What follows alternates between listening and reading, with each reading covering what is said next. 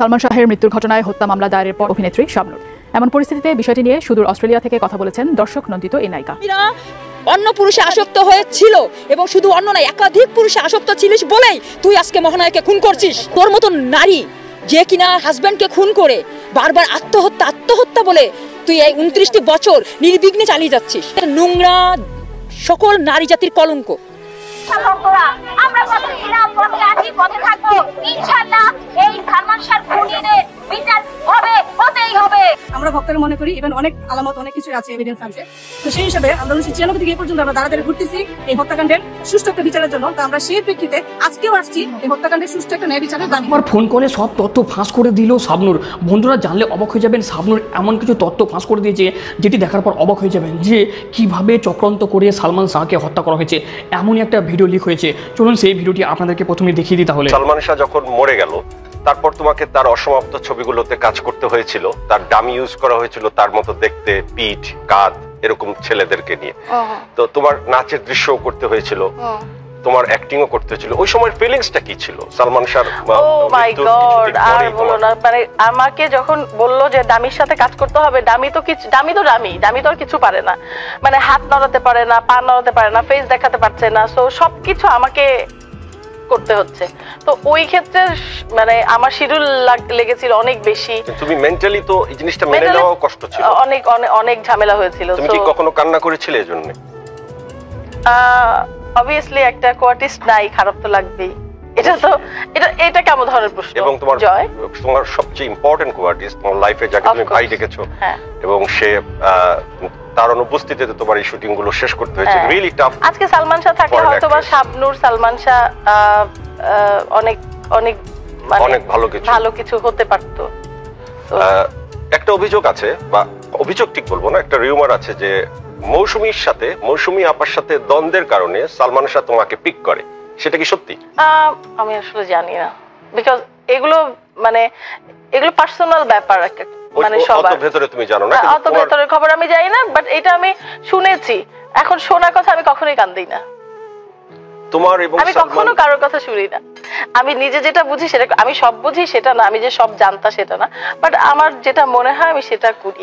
তুমি যেমন সালমানকে ভাই ডাকছো, সালমান শাহকে, মরহুম সালমান শাহকে তুমি ভাই ডাকছো, তুমি তো রিয়াজকে ভাই ডাকো নাই।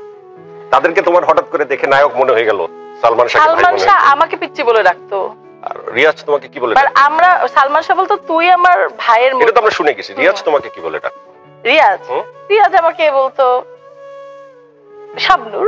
কখনোই না, মিথ্যা কথা বলছো। তাহলে কি বলতো বলো? কিছু একটা বলতো। বলো, তুমি এত জানতা, বলো না। তোমাকে খোলা শাবনূর বলবে, এটা আই ডোন্ট বিলিভ। আচ্ছা, পূর্ণিমা এসে বলে গেছে সিক্রেট। কিছু সিক্রেট আউট করো না, এখন তো সিক্রেট আউট করার সময় না। ভাই, ওর বউ বাচ্চা আছে, তুমি এমন কথা বলো না। পূর্ণিমা এসে বলে গেছে যে আমি জিজ্ঞেস করছিলাম রিয়াজের সাথে আমার প্রেম ছিল। এটা বলে নাই। আচ্ছা, সবার সাথে কি আমার প্রেম থাকে? না, তুমি এমন একজন মানুষ, তোমার সাথে আমি ঝগড়া করব। তুমি যে এমন একজন মানুষ, তুমি যদি কারোর সাথে প্রেম করতে চাও, সে নিশ্চিত তোমার প্রেমে পড়ে যাবে। তুমি একমাত্র মনে আমার সাথে প্রেম করতে চাও নাই, এটা আবার bad luck. Anyway, Riaz Ferdous তোমার পরবর্তী নায়ক, এই দুজনের মধ্যে অ্যাকর্ডিং টু অ্যাক্টিং তুমি কাকে এক দিবে, কাকে দুই দিবে? দুজন। এটা কোনো তোমার কাছ থেকে উত্তর না, তোমার কাছ থেকে আরো অনেক ম্যাচিউর। ঠিক আছে, দুইজন দুই ক্যারেক্টারের।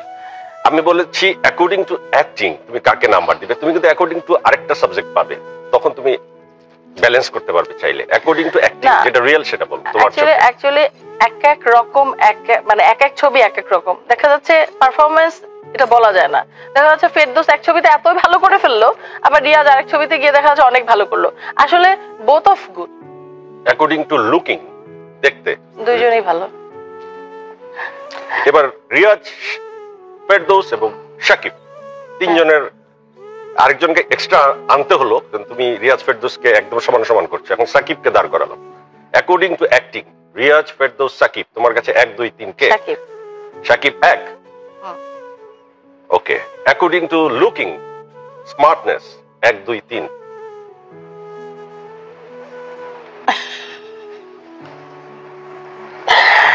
তিনজন তিন রকমের। আচ্ছা, 4টা নাম বলি। বলো। শাকিব খান, রিয়াজ, ফেরদৌস এবং আমি। আমার কথা শুনে হাসা দিলা? এমন ভাব করতেছো যে নাম্বার 1টা আমাকে দিবা তুমি। চারজন চার রকমের। এখন বিশ্লেষণ করে বলো। বিশ্লেষণ এক কথায় তোমার অ্যাক্টিং ডিফারেন্ট।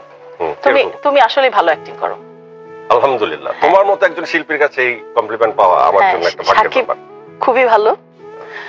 আর রিয়াজ সামটাইমস ভীষণ ভালো, সামটাইমস মনে হয় ও একটু অ্যাক্টিং করছে। আর ফেরদৌস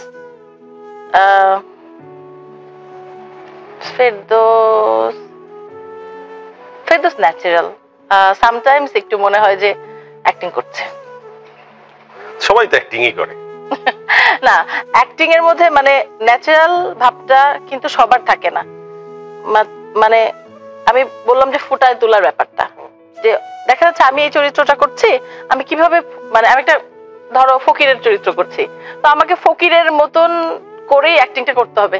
এখন আমি ফকিরেরটা যদি আমি বড় লোকের মতো করি অ্যাক্টিং, তাহলে তার হলো না। মানে মোহসানি ভাই বলে গেছে যে ফকির, ভিক্ষুক কিংবা কাজের মানুষের অ্যাক্টিং শাবনূর যত ভালো করতে পারে এটা মৌসুমী পারে না। আসলে যার অ্যাক্টিং তার কাছে।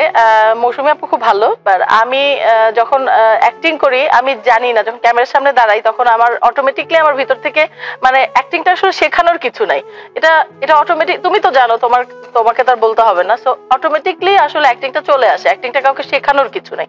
মানে দেখা যাচ্ছে আমি হাঁটছি, হঠাৎ করে ওই সময় আমার মনে হলো আচ্ছা রাস্তা দিয়ে যেতে গিয়ে ফকিরগুলো কেমন ধরনের অ্যাক্টিং করে, তখন ওইটা না হঠাৎ করে সাডেনলি মানে চলে আসে। ওইটা কেমন করে আসে আমি নিজে, আমার মধ্যে মনে হয় শুটিং মানে আমি যখন পারফরমেন্স করতে যাই তখন সবাই বলে কি তুমি, আমি সেটের মধ্যে নর্মাল থাকি সব সময়, হাসি, এই হ্যাঁ হ্যাঁ করে হাসি, ওইখানে কথা বলি, ওইখানে কথা বলি, ওখানে দৌড়ায় যাই, এটা খাচ্ছি, দেখা যাচ্ছে মানে একটা শটের আগে মুখের মধ্যে এতগুলা খাবার হাফ হাফ করে খাচ্ছি, মজা করতেছি, সবার সাথে দৌড়াচ্ছি।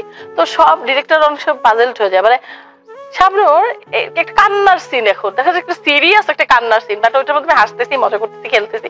তারপরে তোমার একটা সিরিয়াস সিন, তুমি কি করতেছো? তারপরে যখন আমার ক্যামেরা অ্যাকশন বলে তখন মনে হয় কি আমার মধ্যে কেউ যেন একটা ভর করে। তো আমি জানি না কেন কিভাবে অ্যাক্টিংটা করতে। এটা আসলে তুমি বাই বর্ন অ্যাক্ট্রেস, কারণ এরকম আমি আসলে মনে করি যে তোমার ক্ষেত্রে এটা সত্যি। তোমাকে আমি কাছ থেকে দেখেছি এবং তুমি যখন অ্যাকশন বলা হয় ইউ আর সামথিং ডিফারেন্ট। হ্যাঁ, তুমি তো দেখছো যে আমি আসলে শুটিং এর আগে সিরিয়াস থাকি, একদমই ডিফারেন্ট। এটাই তোমার ম্যাজিক এবং আমার মনে হয় এটা একদম আল্লাহ প্রদত্ত, যে কারণে তুমি বাংলাদেশের সবচেয়ে বেস্ট অ্যাক্ট্রেস তোমাকে বলা হয়। তুমি কাকে ফলো করো নেক্সট মানে তোমার আগের জেনারেশনের, ববিতা ম্যাডাম, শাবানা ম্যাডাম না কবরী ম্যাডাম, কার মতো হতে চাও তুমি নেক্সট 10 ইয়ার্স বা 12 ইয়ার্স পর? কার পার্সোনালিটিটা ক্যারি করতে চাও? শাবানা ম্যাডামের মতো, ববিতা ম্যাডামের মতো না কবরী ম্যাডামের? অফকোর্স শাবানা। এবং বাংলাদেশের মানুষ, ফিল্মের দর্শকরা শাবানা ম্যাডামের পরেই তোমার নাম নেয়।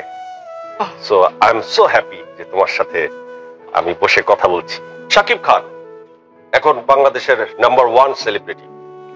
একটা সময় ছিল যে তোমার সাথে সাথে তাকে অ্যাক্টিং করতে হয়েছে সেকেন্ড হিরো হিসেবে, যেখানে রিয়াজ ভাই বা ফেরদৌস ভাই তারা মেইন ক্যারেক্টারে থাকতো, শাকিব সেকেন্ড ক্যারেক্টারে থাকতো, এবং তুমি তাকে অনেক বেশি প্রায়োরিটি দিয়েছো পরের দিকে। তারপর তোমার একটা দীর্ঘ অনুপস্থিতিতে শাকিব খান বাংলাদেশের কিং খানে পরিণত হয়েছে। তুমি এটা প্রাউড ফিল করো বা তোমার অবদানটা কি? অবশ্যই প্রাউড ফিল করি, কারণ যে যার জায়গায় সবসময় কোনো নতুন কেউ আসলে সবসময় সে শাবনূর হতে চায়, কিংবা ববিতা হতে চায়, কিংবা শাবানা ম্যাডাম হতে চায়। তো সবারই একটা আশা থাকে। বন্ধুরা, এই ভিডিওর শেষে আপনাদেরকে একটাই কথা বলতেছি, আপনি কি ধনী হতে চান এবং আপনি বিপদের মধ্যে আছেন? আর আমি মিথ্যা বলছি না, আমি হাদিসের একেবারে রেফারেন্স দিয়ে আপনাদেরকে বলবো। আমাদের রাসূল সাল্লাল্লাহু আলাইহি ওয়াসাল্লাম বলেছিলেন, যে আস্তাগফিরুল্লাহকে নিজের জীবনে ধারণ করে নেবে তাকে মহান আল্লাহ তাআলা এমন উৎস থেকে রিজিক দেবে যে কল্পনা করতে পারবেন না। তো বন্ধু, এখন আমি আপনাদেরকে একটা অ্যাপ্লিকেশন বলবো, সেই অ্যাপ্লিকেশনটি আপনাকে আস্তাগফিরুল্লাহ পড়তে বাধ্য করবে। আপনি কোন দিন আস্তাগফিরুল্লাহ পড়েননি সেটাও ট্র্যাক করবে, কোন দিন পড়েছেন, কতবার পড়েছেন সেটাও ট্র্যাক করবে। বন্ধুরা, ডিসক্রিপশনে লিঙ্ক দেওয়া আছে, ওখানে গিয়ে অ্যাপ্লিকেশন ডাউনলোড করে দিন। বন্ধুরা, বিশ্বাস করুন 30 দিন পর আপনি এই ভিডিওর কমেন্টে এসে জানিয়ে দিয়ে যাবেন যে আপনার লাইফ কীভাবে পরিবর্তন হয়েছে। ধন্যবাদ।